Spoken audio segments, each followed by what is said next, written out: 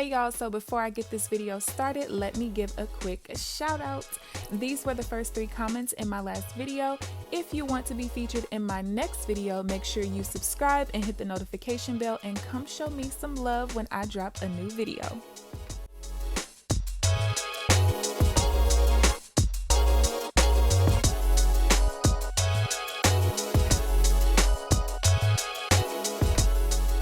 What's up, you guys? It's KeAmber Vaughn, aka CoachKe, coming back to you with another video. If you are new to my channel, welcome, and if you're not new, welcome back. Be sure to hit the subscribe button and also tap the bell so that you are notified of every new video that I post.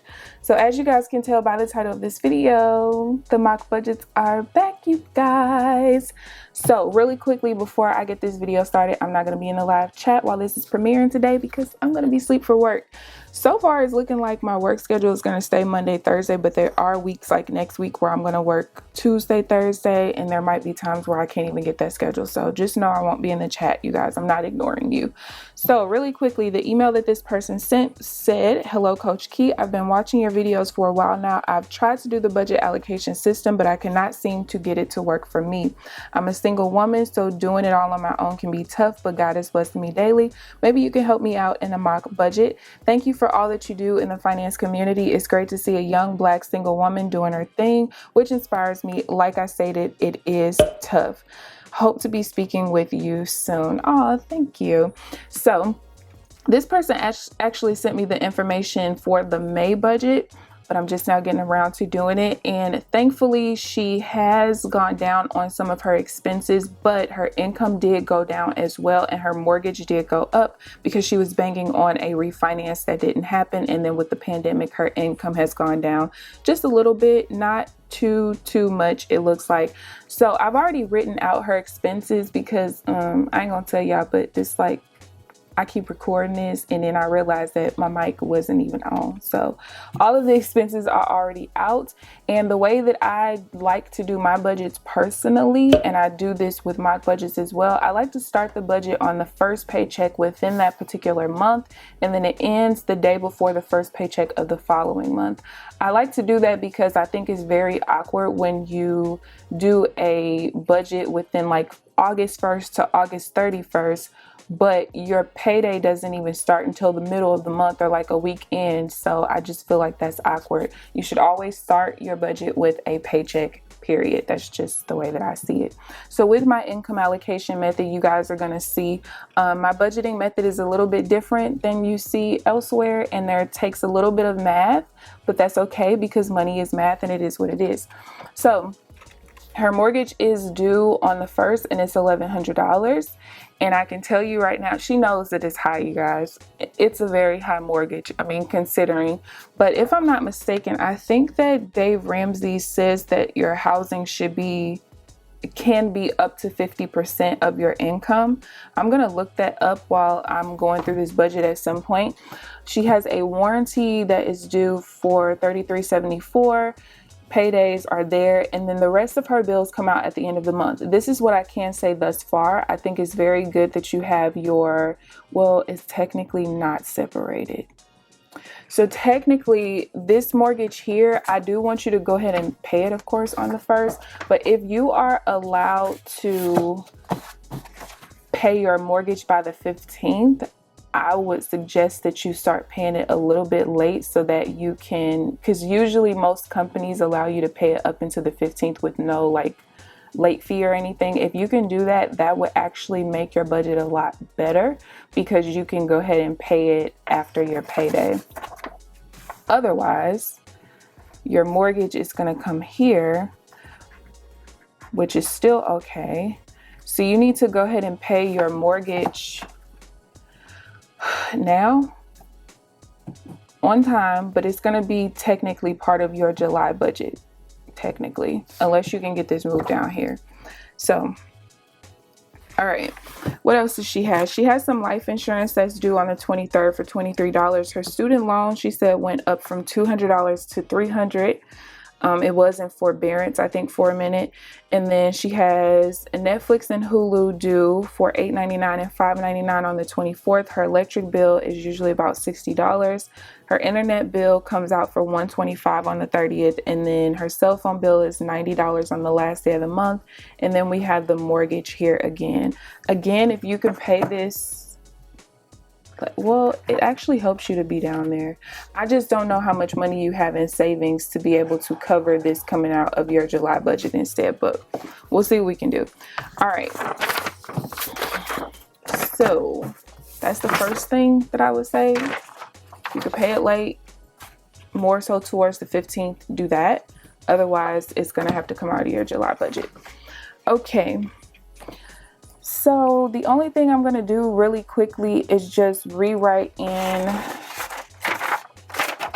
her expenses on a different page. I like to write the expenses in different ways. And the reason why I do that is because when you calendarize your expenses like I did here, it's very easy for you to see, okay, what bills come out of which paycheck. But it doesn't just stop there, because then you have to take into account the money you have, you know, sitting off to the side for everyday expenses and things like that. So life insurance is $23, and what I'm actually writing on is the downloadable version of my planner. So this is my income allocation workbook, and then also the pins, everything, all of that stuff is going to be linked down below. Electricity is $60. Then we have student loan for $300. Got Hulu for $5.99. Internet for $125. Cell phone for $90.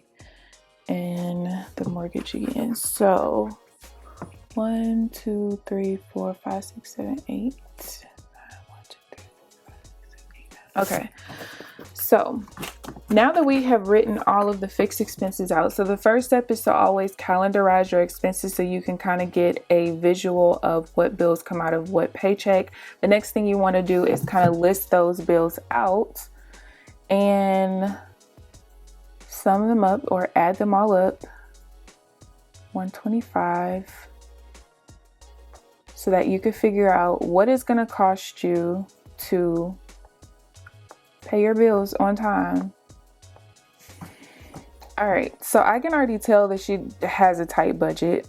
Even before her income went down because of the pandemic, her budget was already a little tight. But it looks like her everyday expenses are kind of low. So let's see if we can take that into account. The biggest thing, and this is going to be practically with anybody who feels like they have a very tight budget, is you have to either get rid of some expenses, which her expenses are already so minimal, or you're just going to have to figure out how to make more money. Whether it's a side hustle, learning how to trade, selling things, whatever. You got to figure it out. Picking up a part-time job. Because even when your income goes back up after the pandemic, that extra $200 a month is not going to be enough for you to not feel like your budget is so tight. Okay, so what I did up here was I took what the estimated income is, which was $2,200, and then I subtracted what it's going to take just for her to pay her bills, nothing more, nothing less. She only has $453 a month left over after that for her everyday expenses, gas, groceries, those things. So let's see what she's working with. So at this point, I got it written down somewhere. Her groceries, she's gone down from $160 to $120. Her gas for her car is $60. She has completely gotten rid of eating out, which was $40 a month. And then it looks like her regular spending, probably getting like dishwashing detergent, like that kind of stuff, is going to be $40. So I'm just going to put spending here because that's how she has it categorized. So this means that her total expenses for everyday expenses is $220. got the 100 there and the 120. So she has a little bit of money left over, but it's just that a little bit. All right, so the only debt it looks like she has at this point is the student loan, and then of course the mortgage. So of course, you're going to focus more on the student loans right now rather than the mortgage. The other thing that I will say is that I always tell people that if you do not have at least $3,000 in your emergency fund, you should probably save towards that first before you start really like honing in on anybody's debt elimination system. Okay. So at this point, what I want to do is figure out how much of her leftover income after bills are going towards her spending. So to do that, I take what she has for spending, which is $220. I'm going to divide that by whatever her leftover income is, which is the $453.28. And that gives me 48%. And I say to go up to the nearest 10%. So that's 50%. So because her spending has gone down since the pandemic, and she gave me these numbers just literally last night or this morning, I'm going to safely assume that these numbers have been working for her. So I don't need to go up to 60%. We're going to keep it at 50%. That gives her about 2.5% of her income for overspending, just in case. So what I want to do is figure out how much I'm actually giving her for spending. So that's going to be $226.64, which is half of this, because that's the number we came up with, was 50%. So that's basically just giving her an extra almost $7. Not a lot, but again, just in case, she might eat out just once.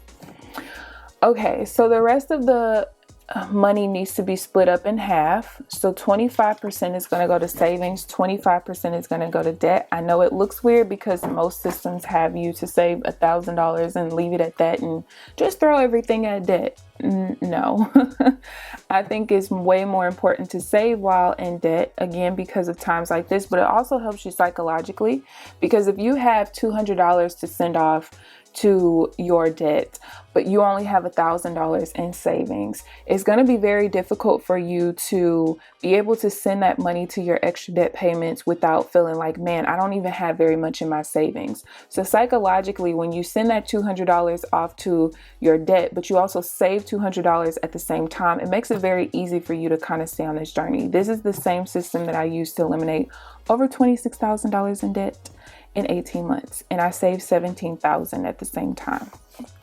Okay. So this means that she should be able to save about $113.32 and then put $113.32 towards debt. This is also extremely important because she has a house and things break down in your house. And even when you have a warranty, there are still sometimes expenses that you're going to have. So I'm going to do this page in a little bit to kind of show you how you need to break down your numbers when you actually get paid. But before then, let's go ahead and do the budget pre-plan.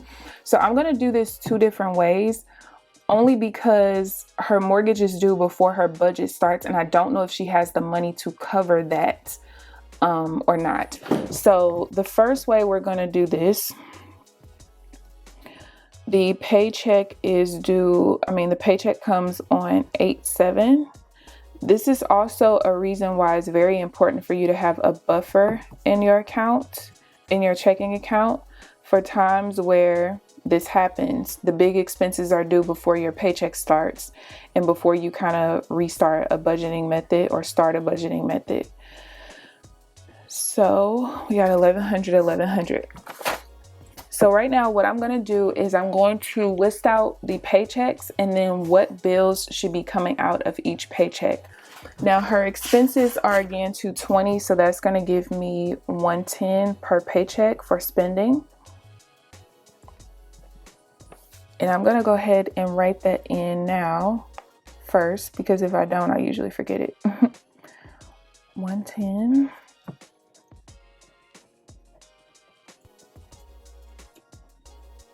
And sorry if this ends up being a little long. I like to be a little bit more thorough in the mock budgets because I am helping a real person. Okay, so That means your warranty is going to technically be due before 1, 2, 3, and then your warranty is due when you get paid again. 1, 2, 3, 4. Yeah, so the first way I'm gonna do it is if you don't have the money to cover the mortgage and the warranty before you start the budget over. Okay, so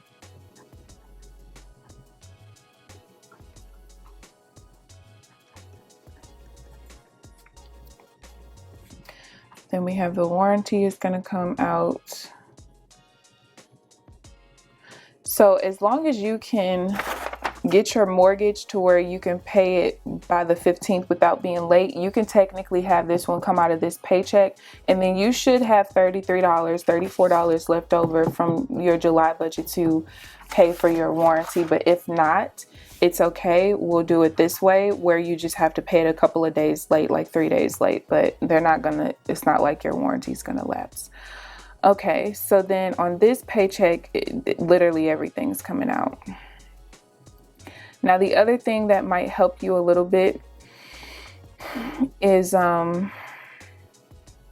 if you can get yourself to the point where if you have enough money left over in your account as either a buffer or you have something in savings to kind of help you reset this.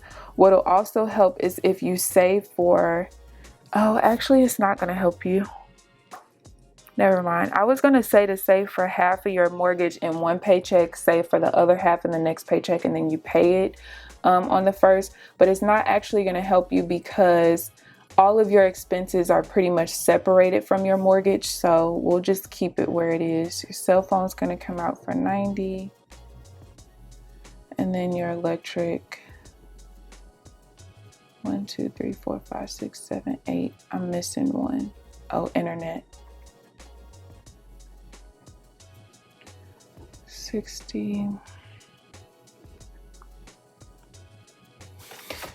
Yeah, so it's actually looking like this is probably going to be your best bet to do your budget this way. So always keep your mortgage in the first half of your budget, but your budget should almost always start before the 15th, which means that as long as you can pay it by the 15th without being late, you'll be fine. So yeah, a lot of people are better off putting their mortgage towards the end of the month, but since literally all of your other expenses come out at the end of the month, I wouldn't do that. 1100.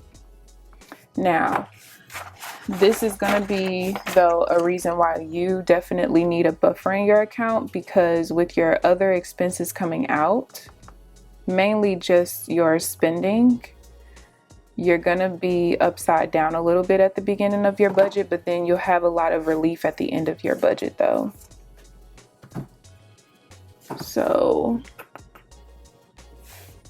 1100 minus 110 is 990 again. Minus 23. So all I'm doing is I'm subtracting her expenses out of each paycheck.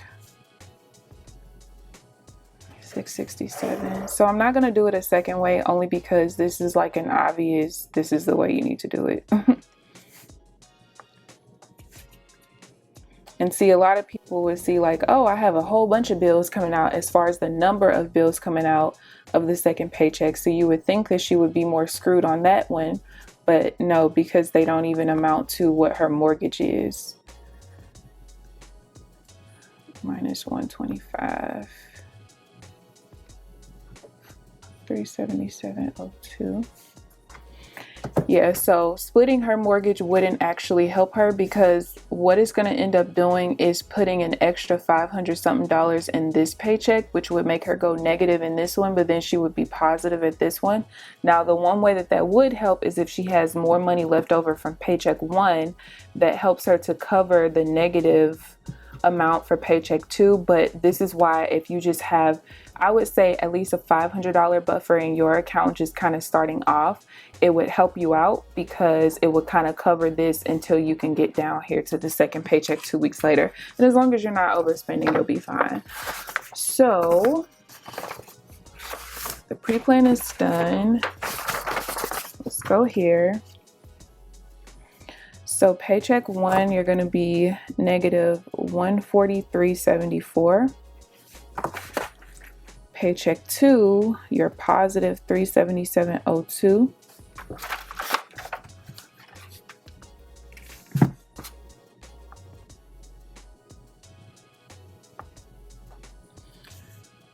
Which means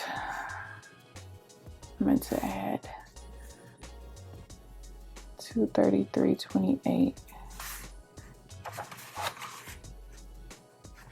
And we really have 230. Yeah, that's correct.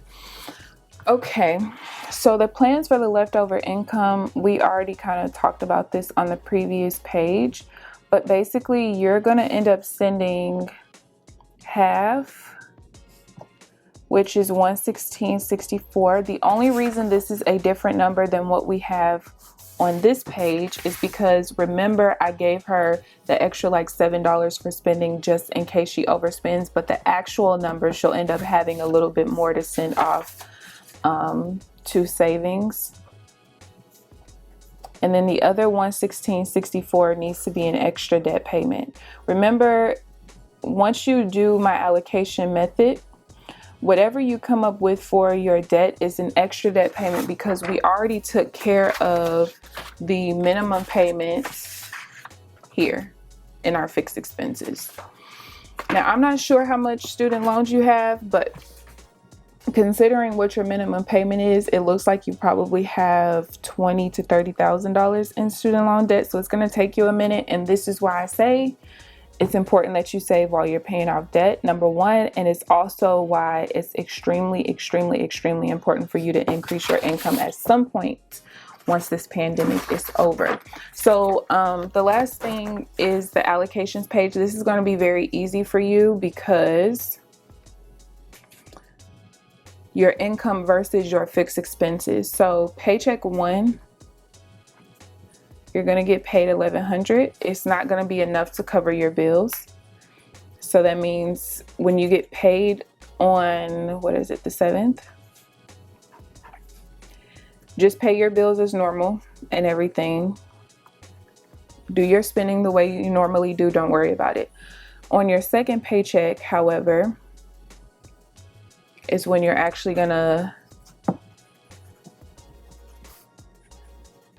it's not 50-50, it's 50-25-25.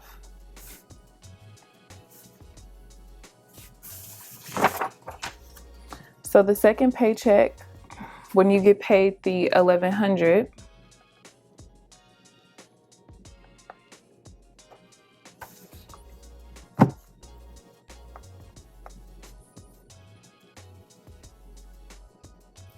this is when you will go ahead and put the 113, what is it, 32?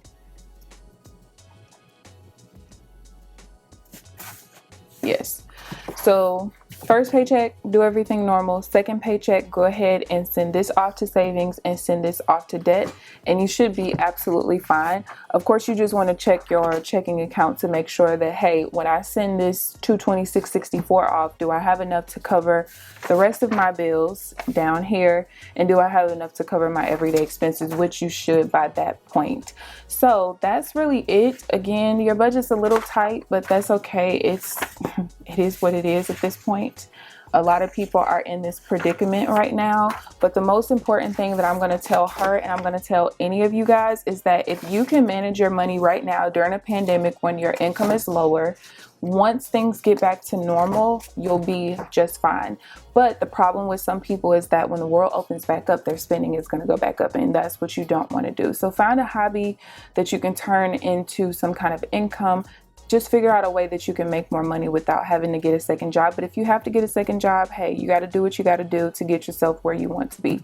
So I hope that you guys enjoyed this video. If you guys have any questions whatsoever, feel free to leave them down in the comments section. Please give this video a thumbs up, subscribe if you haven't already. But other than that, I will see you guys in the next video. Bye guys.